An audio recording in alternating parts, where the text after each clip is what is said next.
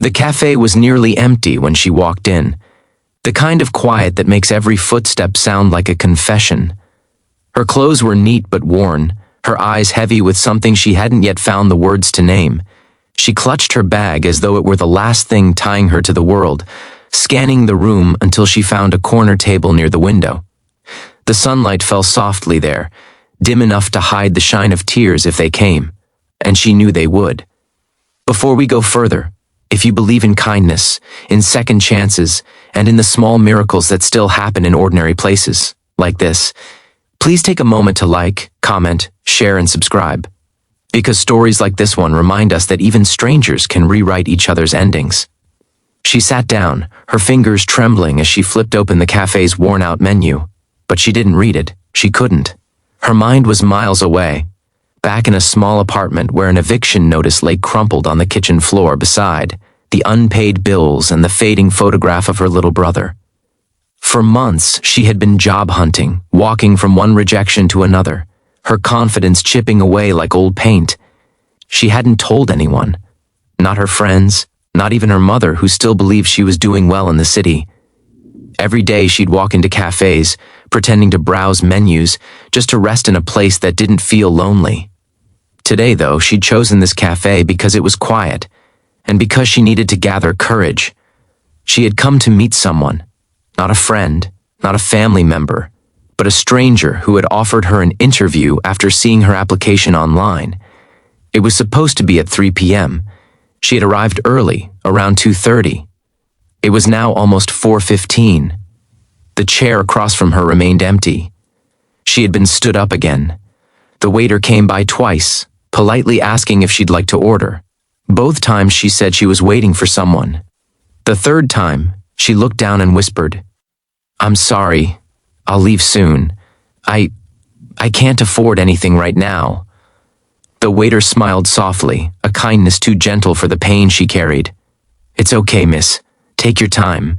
He didn't press her, but as he walked away, she felt the sting of humiliation burn through her chest. The cafe was closing soon, and she hadn't even ordered a cup of water. She stared out the window, her reflection blurred against the city lights flickering to life. People passed by outside, laughing, carrying bags of groceries, holding hands, all of them belonging somewhere. She had never felt more invisible. As she gathered her things, she heard the soft clink of plates behind her. The waiter was back, but this time he placed 2 steaming cups of coffee on her table.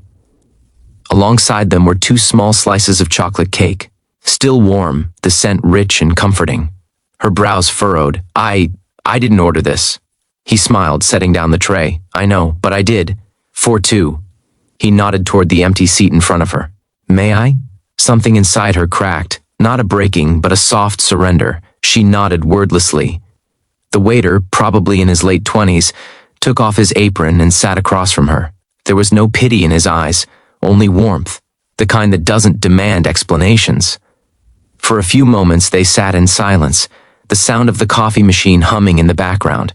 She finally found her voice. "Why would you do that? You don't even know me." He smiled faintly. "Maybe not, but I know what it's like to sit alone and feel like the world has moved on without you. You look like someone who could use a little company." Her lips trembled. No one had said something that kind to her in a long time. "You shouldn't have wasted your money." "It's not a waste," he interrupted softly. "We waste so much more on things that don't matter.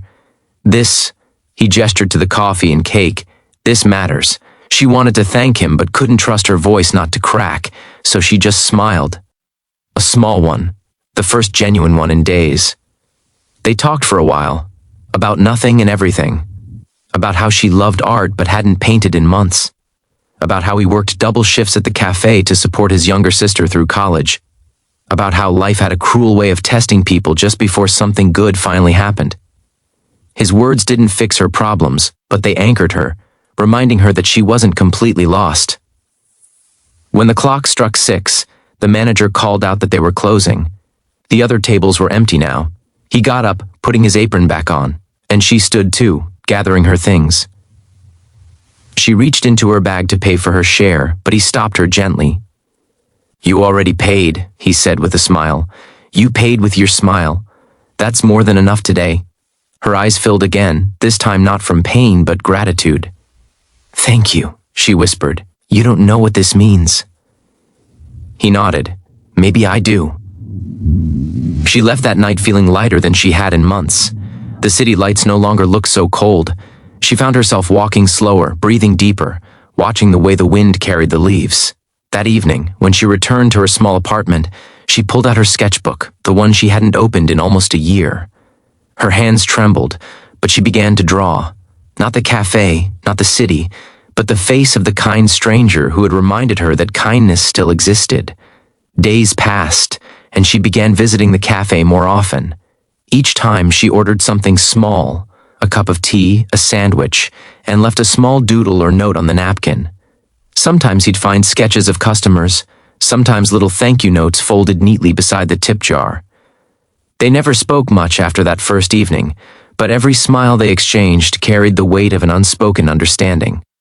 One rainy afternoon, she walked in again, drenched from the storm outside. The cafe was almost empty, except for him wiping down tables. He looked up, surprised. You'll catch a cold, he said, handing her a towel. She laughed softly, shaking the rain from her hair. I had to come. I got the job. His face lit up. You did? She nodded, eyes shining. An art studio downtown. They loved my portfolio, especially the sketch of the man who bought coffee for two.